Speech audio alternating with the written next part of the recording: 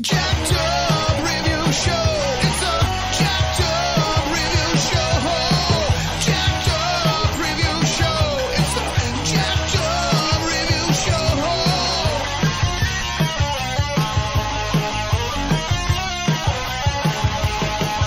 Join us as we cover many an insane movie and numerous cult TV phenomenons. Are you ready to get jacked up? Are you with us? Then listen on. Listener discretion is advised. It's a Jacked Up Review Show. It's a Jacked Up Review Show. Jacked Up Review Show.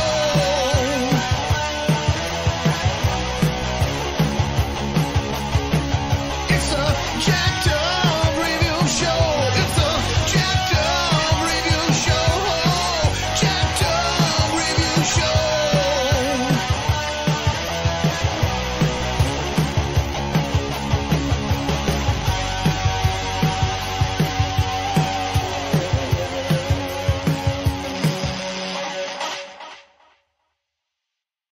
Well, welcome all. So here we are once again. We are here with, again, an actor who, has been in all kinds of movies, and the one, the only Eddie Murphy, best known for being a cast member on Saturday Night Live, hitting it off with the buddy action comedies, 48 Hours and Beverly Hills Cop, and then followed by all kinds of other comedies and dramas that were hit and missed, and then comeback roles such as his Golden Globe nominated role in Dreamgirls, the Shrek voiceovers, and then most recently in films such as the critically bashed but audience liked Mr. Church. So here to welcome to the podcast, we got, again, the crew of movie rankers. How are you two? Not too bad, thank you. Yeah, good, thanks. Yeah, thanks for having us on. I really appreciate it. Absolutely.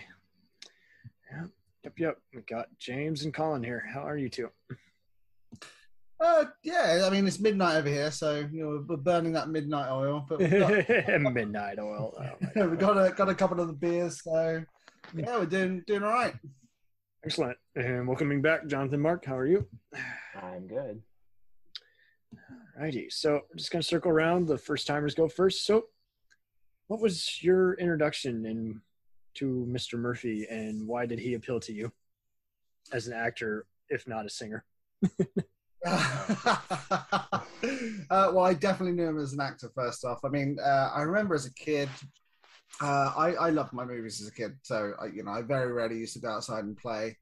And I was always attracted to kind of cop movies, and obviously Beverly Hills Cop, 48 Hours, they were childhood favorites of mine. Probably shouldn't have been childhood favourites. No, yeah, not at all. No, it's especially like the first Beverly Hills Cop. It's quite dark, isn't it? Right. Yeah. But yeah, I mean, I used to love them, and I used to have them on like a VHS where I taped over the little bit that allows you to like re-record over a tape, and I would have like multiple of the films on there, and I would stick it on, and I would just end up falling asleep watching them. So yeah, something about Eddie Murphy. Over his lifetime, he's gone from being quite a confident, cocky personality, and that comes across in his films, to being someone who's... That's all he knew. Yeah, it was. Yeah, I guess it was. Yeah, he was younger, wasn't he? Yeah, absolutely. And then around 1997, just something changed. Like he did Metro, and then it's almost like overnight he decided, right, I don't want to be this wisecracking action hero type cop, anymore.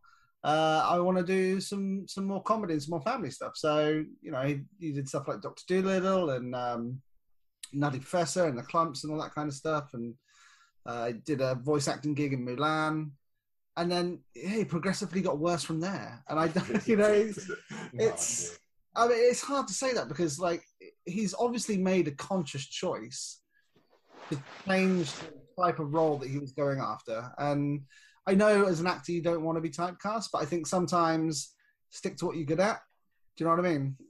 Oh, totally. And I remember seeing a Forbes article, I want to say probably around '09, maybe 2012 or something. I was definitely in beginning stages of college, and the people on the list were people who audiences would see, who were practically like critic proof. And the list included Harrison Ford, trying to think of a few other people. There was a bunch of other likable actors. I think Morgan Freeman, I'm sure, was on there somewhere. Adam Sandler, unfortunately, was on there. And then, yeah, Eddie Murphy was on there. And it was just one of those, like, that makes sense to me. Just people just react to him. So he can do garbage like, Norbit. Or what is it, 1,000 Words, the one where he just can't say a few certain things? Yeah, but yeah, that's it. is like, even when your time is wasted, you just want to see what he's up to next whenever he pops up. And he just always stands out, even. And this was before trailers were giving way too much away to where, all the best parts of the movie were in there. You just really did want to see what could he do, Yeah. Well, that's the thing. He is capable of doing so much stuff. Like he's great at his comedy. He's a fantastic action star.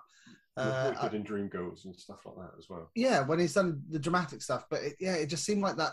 Like these days, where he's done those more serious roles. I mean, he tried that early on in his career of Harlem Nights, and it didn't quite pay off, right? So he then went back to his tried and tested formula of Beverly Hills Cop, Metro, being that kind of action hero type guy.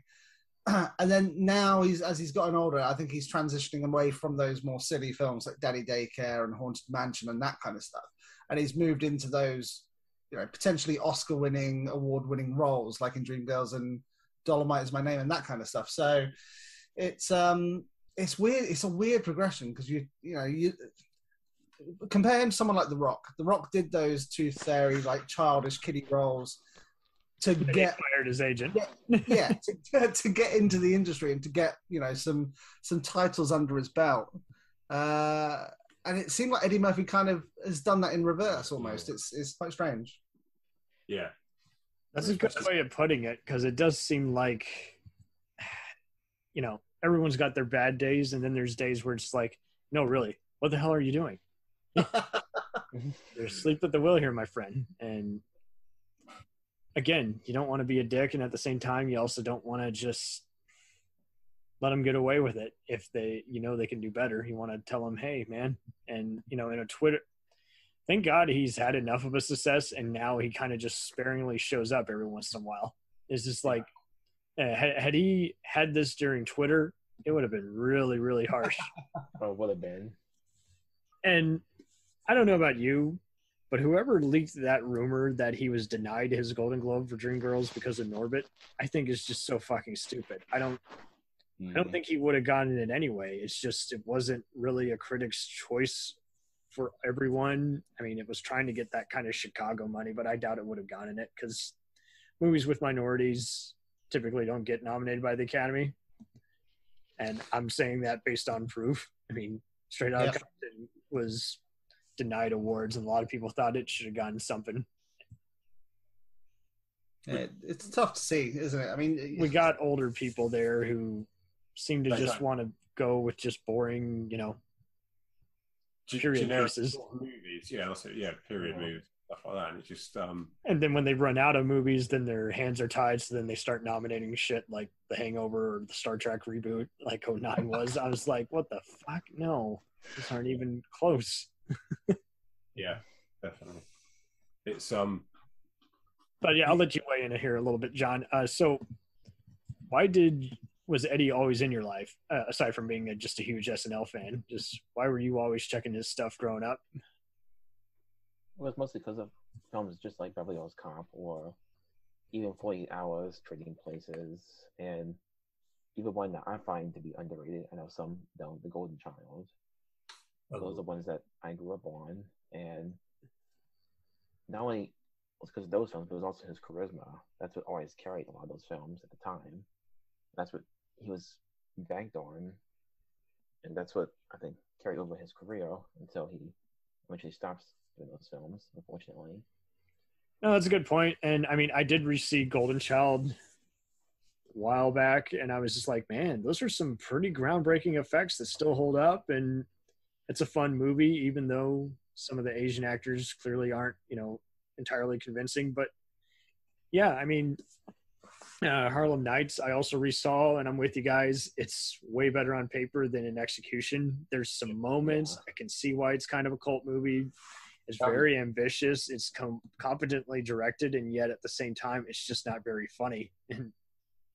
I think he felt a bit let down by that, as it was his directorial debut, and it didn't do as well as he had hoped. I think the pressure was on, and he was just too distracted by either his ego or the fact that, again, he's working with Arsenio Hall and Richard Pryor. So, man, this is going to be X-rated, naughty language, So, I mean, he looked up to Richard Pryor, wasn't he? And then in interviews, he even said, that was his inspiration, was Richard Pryor. And then to have to sit down and direct him, he found that really, really hard.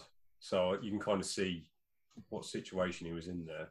And then later on, in the 90s, I mean, Dr. Dolittle is kind of, where he kind of just transforms. He just kind of does whatever he's offered without choosing what kind of audience he's working with. But I mean, The Rock's definitely a kind of a similar guy nowadays, where he can't always necessarily, I mean, maybe even Kevin Hart to some lesser extent is like, it's just they can't always pick a movie that's consistent. When they do really good, it's often a movie that's underseen or a movie that's popular, but not necessarily, just well written or the best use of their talent that, they can go way beyond. And so he is kind of, I mean, he and Jim Carrey both were kind of that way, where sometimes they're just better than the movie because they're just given 1,000%, and yet no one can seem to give them a script that's actually worth a shit.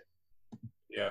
Well, you say that with Kevin Hart. It looks like he's kind of trying to go down the same route as Eddie Murphy now. Yeah, because true story, that was a great, easy to binge, Netflix crime show, and I'm still disturbed just thinking about it. But unfortunately, I haven't seen that yet. But what I've heard and everything of it is, it's really good TV show. So it's everyone's saying how dark it is. Wesley Snipes in it as well, isn't it? Yeah, it's a good role for him after years of just kind of just under the radar, and people saying, when is he going to come back? And when his sentence is up. It's just 8 episodes, and you'll get through it pretty quick. It'll disturb you, and you'll be able to not stop looking at it. But but to you guys' point, I mean, those 80s movies that, Trading Places, and then of course, the first, I mean, I didn't like Another 48 Hours growing up, but I've come to enjoy it in its own right, just because in a way it just helped that the same crew was coming back, and they were able to kind of cut through Eddie's ego and just say, hey, we're going to do the same thing again. We're going to have fun, and we're going to make fun of the fact that we're doing another silly, but if not necessary venture. And copy and paste. And, after part 2, obviously, John and I have said it many times that, Metro should have been Beverly Hills Cop 3, not the other way around. But it really is. It's cool that he did that movie there, because he just had an interesting cast to play off there. And it was basically just a Miami Vice episode, but, at 90 minutes. But I mean, even you get to Distinguished Gentleman and some of these other films, and you're like, there should be an audience for that. And, you get to Vampire in Brooklyn, it's clearly got some fun moments, but yet at the same time, it's also just too many cooks. Like, Wes Craven is going for serious. Say again? I was saying, you can see the potential in Vampire in Brooklyn. It's just the execution could have been better. Oh, totally. It's like he and Craven just cannot agree with what their intent is. And at that point, Wes has to pretty much be a yes man, because he wants to, keep working. And at the same time, Eddie just thinks he's too big to fall. And it's just one of those, I mean, I also am not surprised that he did other ventures, like, he did Boomerang, which was a dating comedy, and then, does a music video with Michael Jackson. And so it's like, and then, I don't think he would have really gotten on the whole voice acting gig with Shrek had he not done Mulan. I really don't think he would. I think No. I agree with that. I think, and I never thought about it until we were just prepping, and it was like, I mean, because it's kind of an overlooked movie, and yet I guarantee you someone showed their kids that. I didn't even see much of the movie growing up, but I heard the soundtrack and I could tell who was singing what. It was fun. Yeah, and the thing is, he is a good singer as well. Like, I remember when Party all the time. that's the song. That's the song everybody I'm was. just being an asshole. But actually, I was going to say, in, one of his stand-ups, I forget whether it's Raw or Delirious. I think it's Raw because he's talking about, you know, Michael Jackson, and he's giving a skit around how, you know, Michael Jackson just talks to people in the audience when he's singing, and he sings like Michael Jackson, and he gets a round of applause, a standing ovation for his singing there, and it's really good. It's from Raw. Is it Raw? Is it? Yeah. Not Delirious. But Although I do like Delirious more, but that's a different story. But yeah, you know what? so true. Can I tell you a bit of a personal story about Delirious? Please.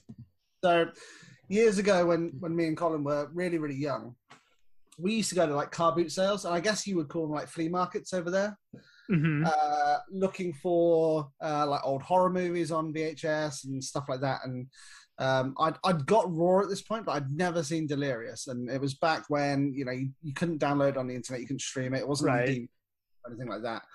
And I finally found a copy, and I found it on eBay, and it was for like, back in the day, for a VHS, it was like £70, which was a lot of money, especially back then, to spend on a secondhand VHS. And I bought it. I saved up for it. I bought it, and I was bragging to Colin like, "Oh, you know, you need to see this. It's so rare." You know, I felt really proud that I had this VHS in my collection. And then, literally a couple of weeks later, we were walking through a car boot sale, and there was another copy for like £3 on VHS. I was like, "Damn you! Why did I not just wait?" It was so frustrating. But I'm glad I saw it. It was worth the 70 quid, though, wasn't it? Delirious is good. Because it answered a lot of questions for me, because obviously I'd seen Raw, and Raw was after Delirious, and he mentioned some stuff in Raw which didn't quite make sense to me at the time, but I laughed along anyway, because I like to think that I got it anyway. But it made sense now after watching Delirious, because some of the jokes are follow-on jokes. So. And when they did that Eddie Murphy One Night Only tribute on Spike TV, they've done for all kinds of people in recent years, but, you know, when I saw him on there, you know, with his whatever trophy wife / girlfriend, it just became very apparent that he's just kind of critic proof. Just everyone wants to be around him, even though he's just hasn't done too many relevant things in recent years, you know? Yeah. Do you think we're ever going to see Beverly Hills Cop 4? They've been saying they're trying to make it. Yes, because Dolomite was such a hit. I think it's actually going to be underway. He fired Brett Ratner following his Me Too scandal. But, I mean, just his other, he always has a movie that just slipped through the cracks. I know I saw Holy Man growing up. I still have nothing wrong with it. It's just not for everyone, but it's an acceptable movie for what it is. But, I mean, even the Coming to America sequel, which everyone thought was too cute, you know, got some decent attention. But I mean, I'm still seeing people even just talk about just other ones that fell under the cracks, like Life, Bowfinger, Showtime, and even Bowfinger. That was a really good film. I enjoyed that. Totally. Even Imagine That and Tower Heist is just like, yeah, he's just a crowd pleaser. And, you know, sometimes it just can't be 100%. But I mean, Imagine That is even more interesting because, you know, that's the debut of Yaris Sahidi, whose, you know, career took off with the Blackish, you know, TV franchises. And he gets to play off some pretty solid actors in that, like Ronnie Cox and Martin Sheen. So it's kind of a Beverly Hills Cop reunion. But but I think it just didn't help that he did that back-to-back with Meet Dave, which was just a pretty lame, you know, just sci-fi comedy. And he's definitely got some odd choices, hasn't he? Like throughout his career. I mean, it's never going to be consistent because that's just how it is. You don't know. It's kind of like the whole Stallone thing. You know, once they're very heavily involved in asking that you write a movie for them, it just eventually there's just going to be something that doesn't really add up. Where you're just like, well, it could be a little better. It's a little rough around the edges here. Yeah, and the thing is, I think he's been so established over the years. I don't think he's just doing it for the money. This is the thing, because you look at some other actors and you think, okay, well, they did some really good films early on, and then they're just kind of selling out now. Bruce Willis, that's a prime example. Bruce Willis, or And second podcast in a row where I got to hear about Bruce Willis. well, you can say the same for Steven Seagal. Like he's got a new Oh, DVD God. out every. I like, just finished up talking about his franchises. Man, you guys are reading our minds here. It was a hoot. We were talking about is like basically he's a CIA guy and everything. But yeah, Eddie is the funny guy in every movie. And I mean, basically with the Shreks, you kind of just feel like they want to give him something witty every day. They love to write for him, but even though half the time the comedy just doesn't necessarily work. And I Spy was another one, where it kind of just fell under the cracks, but I find it a perfectly acceptable, spy movie, especially compared to the other ones that were coming out that same year in 2002. But he lost out to Rush Hour, didn't he? He was meant to have the Chris Tucker part in Rush Hour, but he decided to go with I Spy instead, which yeah. Yeah. Well, and again, both that and Showtime were just kind of unfortunately overshadowed by Pluto Nash. It just was such a clumsy, put together, it was him basically. I mean, it helped that he had done all the just multiple characters in various movies like Life and Trading Places and Coming to America. But basically he was going for the same kind of gross out gags like Nutty Professor. He was kind of trying to do what Mike Myers did in, Austin Powers, where he has a weird, spy super role. And it just didn't help that, it's also, when you get to the third act, it's basically kind of a Total Recall thing where you're like, I really don't know what I've seen, but it's interesting, ? Yeah, that's pretty much how you describe that movie. It's one hell of a movie, and I would always see parts of it, like the last 2 minutes of the credits on TBS, and be like, not sure if I should bother with this movie. But yeah, it's just one of those, you can watch it, but it's also just one of those, it's just leaves a lot to be desired. Yeah. I mean, the thing is, he started off so early. I mean, he started getting success at the age of 19 or early 18, 19, didn't he? So, he was always propelled to the top from the start of his career. So there's always going to be downs and ups from that, isn't it? I mean, you look at it, he was 19, 20 when he started in 48 Hours, 21, something like that. And he hit the ground running with that after SNL, didn't he? So there's only, if you're up the top at the start of your career, there's only room to go down, isn't there? Which, kind of hit that spell of childhood movies, as you said, like Pluto Nash and stuff like that. You can't reign along the top for the entirety of your career, can you? Totally. Yeah. And, what else can we say in that, he wants to be a part of the whole creative process. He wants to put on a show. I think he just couldn't leave the stand-up side of his persona behind. Yeah. I mean, you look at Trading Places with who's the director? John Landis. John Landis. Yeah, John Landis. They had a bit of a bust up on that because of his ego, didn't they? I mean, there were certain bits that he wanted changed in it, and certain ways it was going to be directed. And I think John Landis even walked off the set. I think they nearly had there was rumours that Eddie Murphy punched him or something like that because his ego at that age was in the way of, the film process and things. I think they had to pay Landis to come back, I think, or something. Yeah. It was, for someone that young with that much success, I guess ego is going to be a bit of when you've got plenty of yes men around you and stuff, it's going to be hard to, to take order and stuff. So he was quite lucky that didn't, that he still had lots of success after that, because that could have been a bit of a career down for him right at the start. Essentially it. He's apparently working with Kenya Barris again, he did the Coming to America sequel with him, and apparently they're working together on this movie called You People, which has a lot of the same kind of cast. Also has Julia Louis-Dreyfus, Mike Epps, Nia Long, Rhea Perlman, David Duchovny, and of course Dion Cole. And Jonah Hill is starring in it and co-writing it, so that should be interesting, I think. Right, yeah. And those attached to triplets, the sequel to Twins. Oh yeah, but that's happens. that's been in there forever, and I know. I think it's a dead project. They just couldn't. It would be amusing and probably shitty, and yet you would see it anyway because there just would be just something adorable about how stupid it is. Is like I put him in the same room as DeVito and Schwarzenegger. Yeah, that'd be hysterical. But the problem is, if they did that, he would still look fairly. I mean, he's a good-looking guy, right, for his age. Yeah, He's looking fairly sprightly. So if they put him next to Stallone and DeVito now, That's Schwarzenegger. Schwarzenegger and DeVito now, it would be very odd to kind of pass him off as their brother, surely, considering the way he looks. Yeah. mm-hmm. The age difference, yeah, definitely wouldn't be triplets, but they'd be like more like twins of a younger brother. Yeah, it's like Eddie Murphy and Paul Rudd. They've found the fountain of youth, and they're not sharing.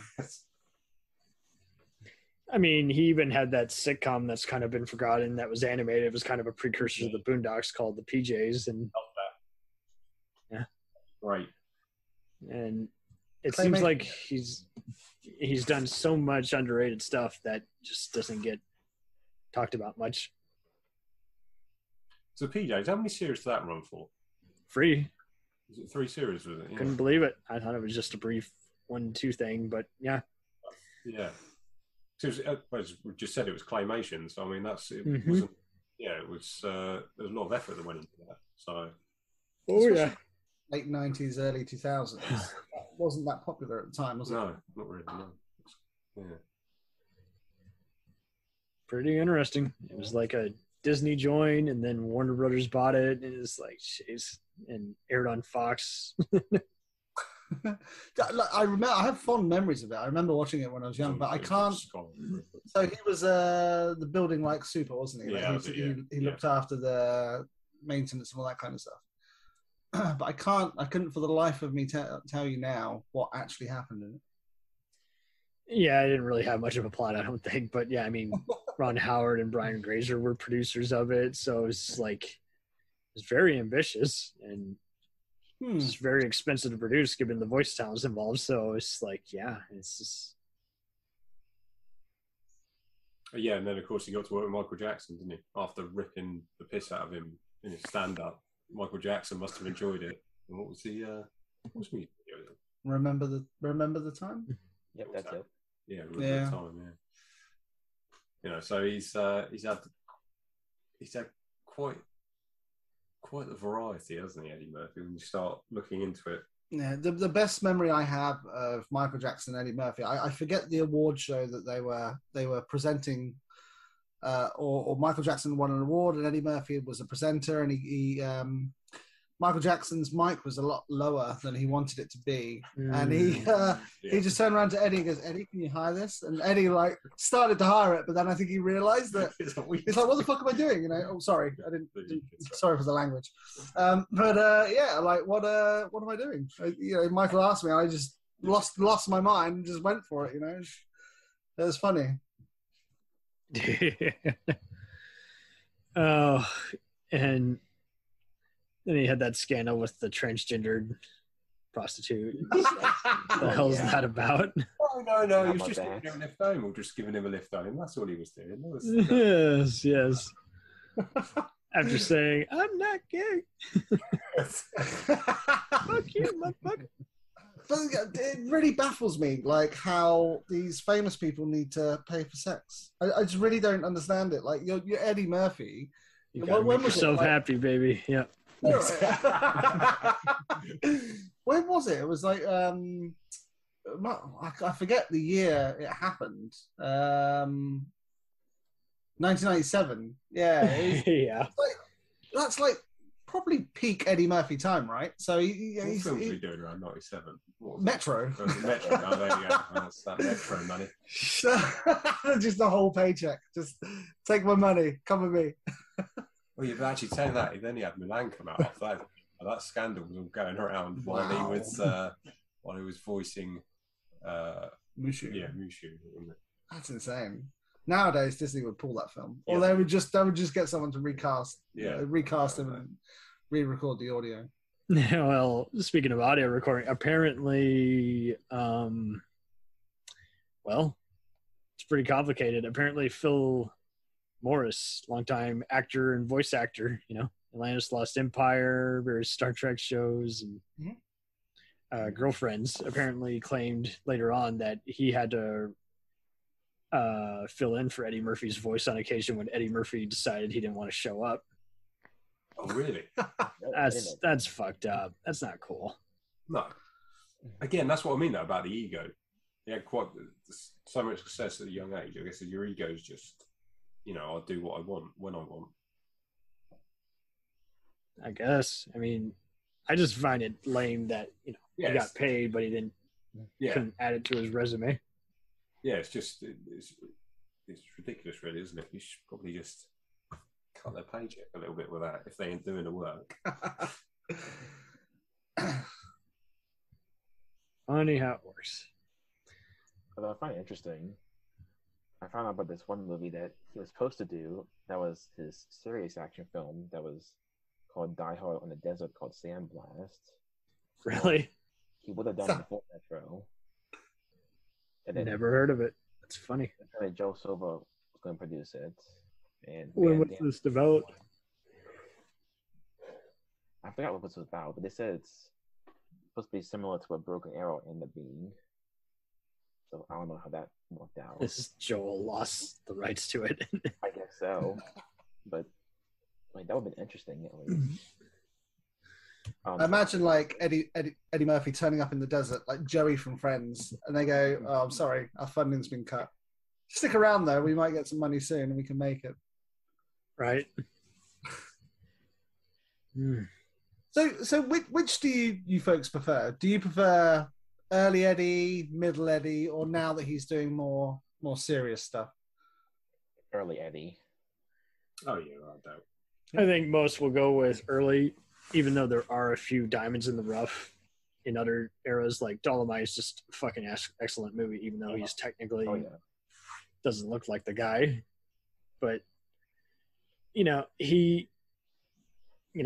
I would show kids or cousins if I wanted to, probably Dr. Dolittle if it was on streaming, and I could show them even something like older people, something like Life or Bowfinger, and those would be perfectly acceptable. You don't think so?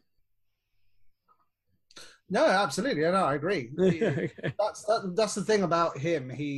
Even the films that, like Colin was saying earlier, he was on such a high pedestal when he did those early films, and that's what he's loved for. But even when he does do the Doolittles and Nutty Professors of the world, they're not bad films. Yeah, he's still loved by a younger audience, isn't he? Yeah. Which I think if you're sat down with your kids watching it and you're sat there, you can still relate. Oh, it's Eddie Murphy, so you're still enjoying the film anyway, even though he's in it.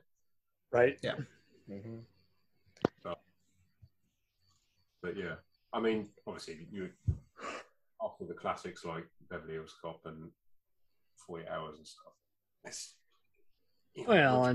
Once you have a film as successful as that, you are just going to get.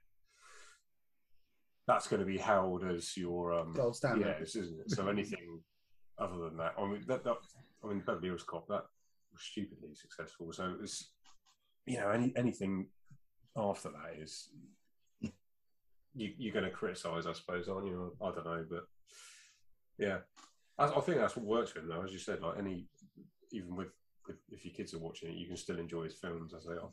Like, as you said earlier, Tower Heist, I think that's massively underrated. I love that film. I agree with that. Yeah, I enjoyed that. I thought it was really good. And to see him and Ben Stiller together, Ben Stiller's a bit hit or miss, but I thought it was I enjoyed it. I thought it was good. That was quite underrated, in my opinion. Mm-hmm. It kind of fell under the radar when it came out. Yeah.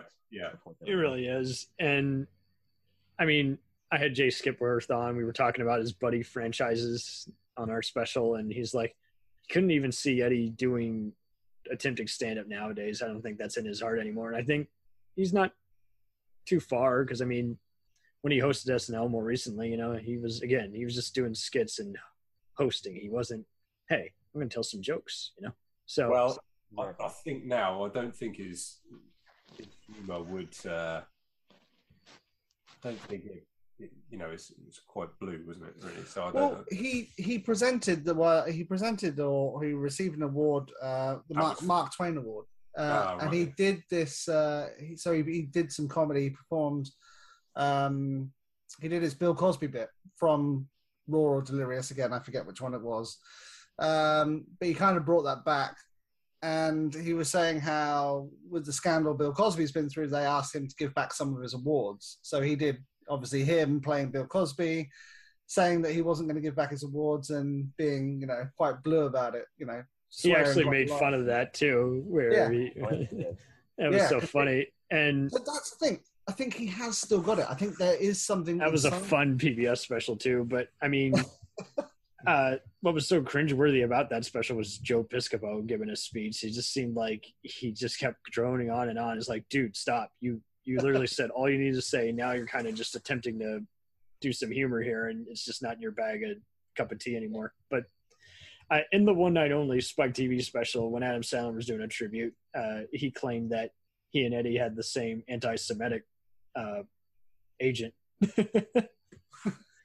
So yeah, he was like, he called me a Jew, he called you the N-word. It was crazy. Do you know what? You mentioning that, I recently watched, it was around Christmas time, so Trading Places was on TV over here. Woo!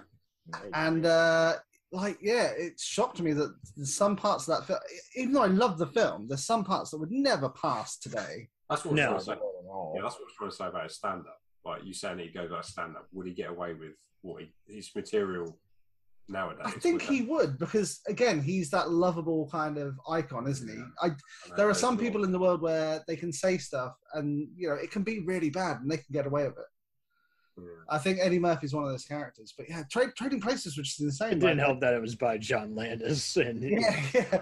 But there was like rich white old folks saying the N-word, and there was Dan Aykroyd doing blackface, and it's just like, wow. That just never would pass today. It's and I was surprised even that they've got those bits still on the TV. I thought they might have edited it out, especially on TV, but no. And it's a very dark movie too when you don't modify it for TV. Yeah. Great performance by Jamie Lee Curtis though. I was waiting for someone to mention that.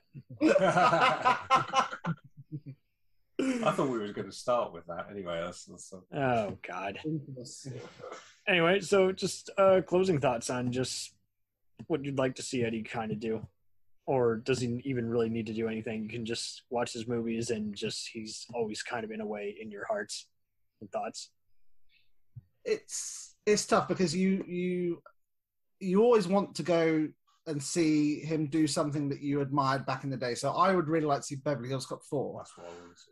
But I want to see Beverly Hills Cop 4 like Beverly Hills Cop 1 and 2, not Beverly Hills Cop 3. And I think we were tricked into thinking it would be okay with Die Hard when, Die Hard did Die Hard 4, which, to be honest, I prefer Die Hard 4 to Die Hard 3. And Colin's giving me evils here now because it's better than Die Hard 2.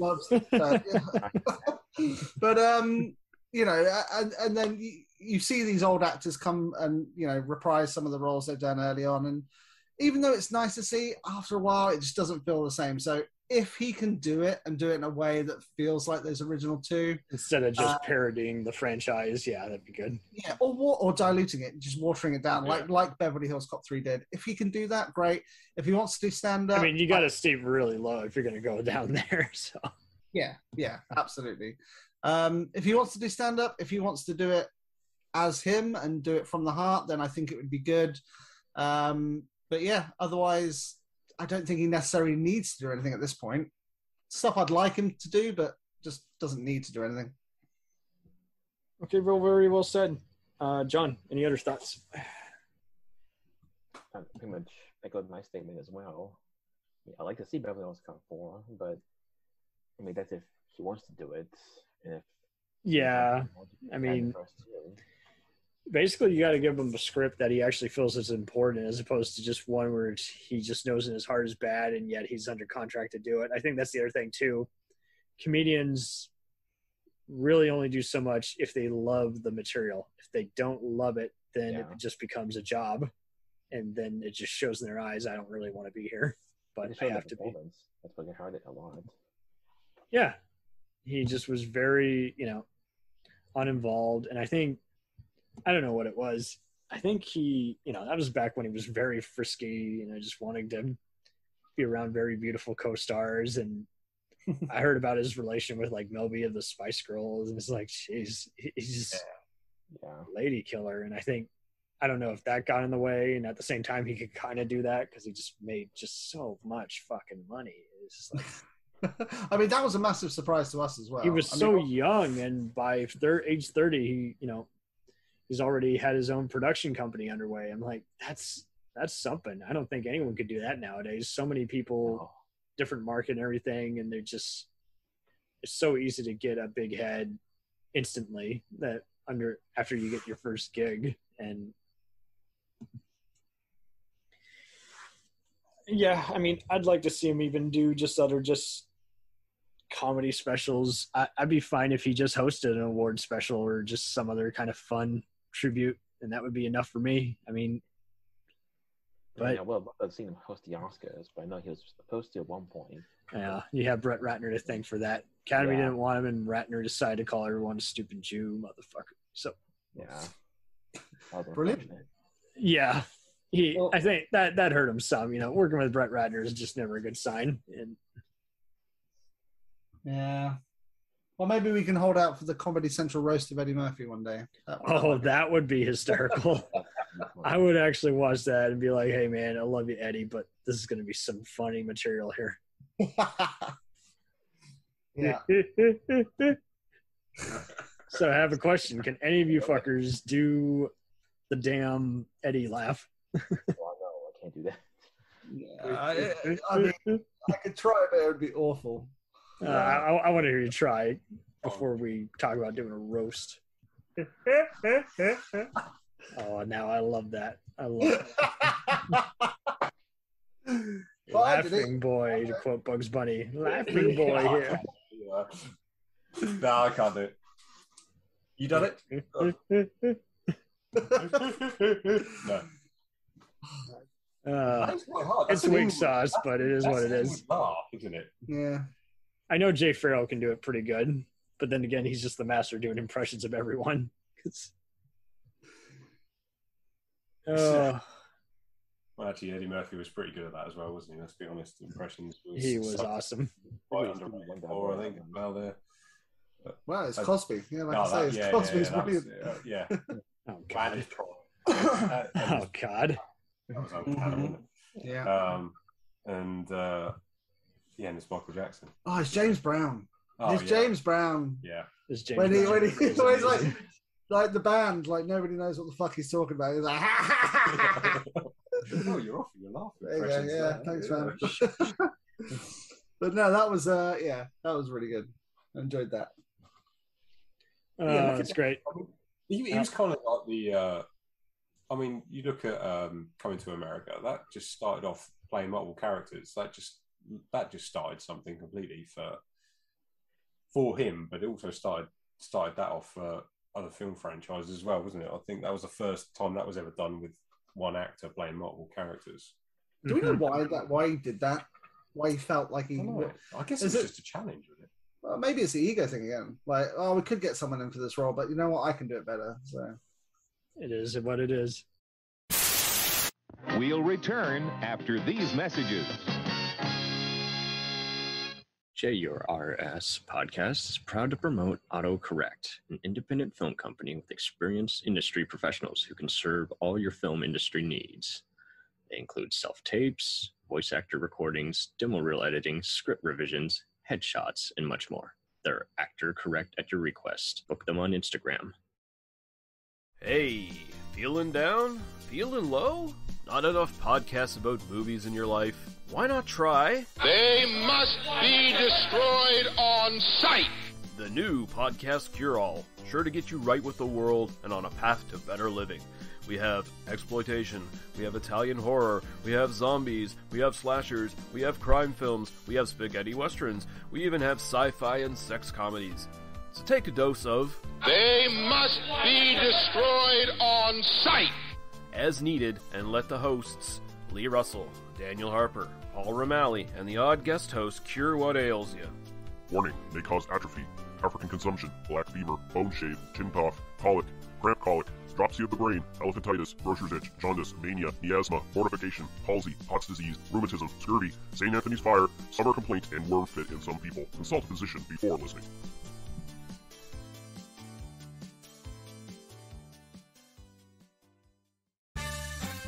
Did you ever see a film at such a young age it left you traumatized with cinematic wounds?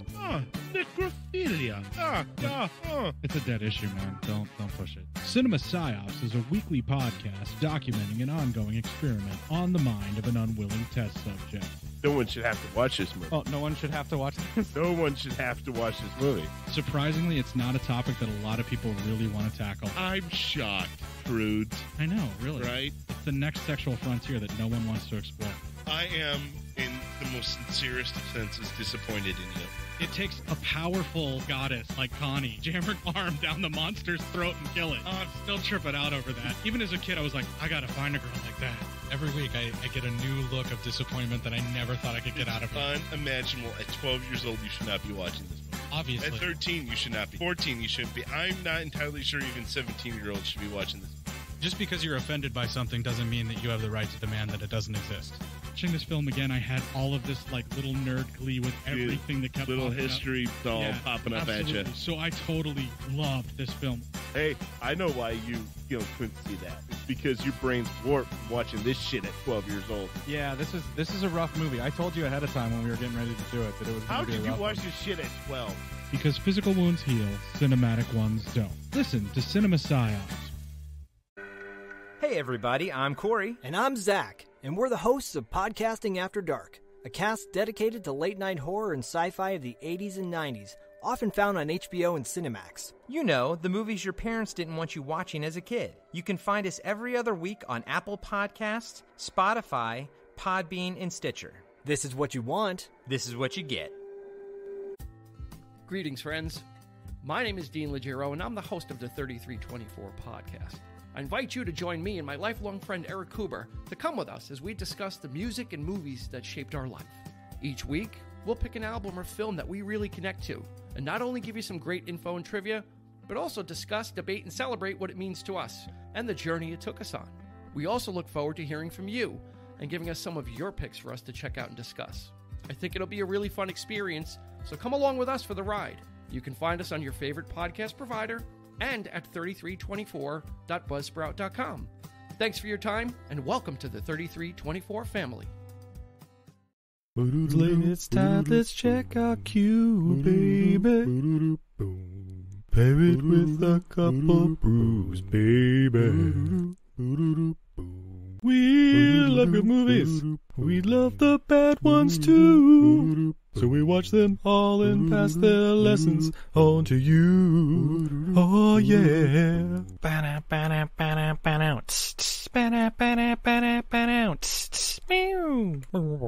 Everything I learned from movies helps to make life a little bit groovy.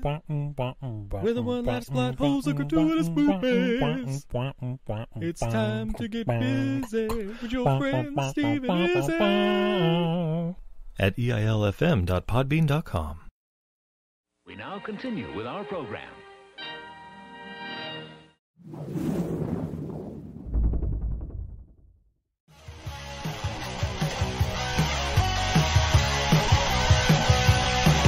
Follow us on the web on Facebook, Twitter, and Instagram. The podcast is available on Podbean, Spotify, iHeartRadio, Anchor, Apple, and anywhere else podcasts are available. Feel free to review our show and leave comments on any of those sites. Thanks a million for listening. It's a Jack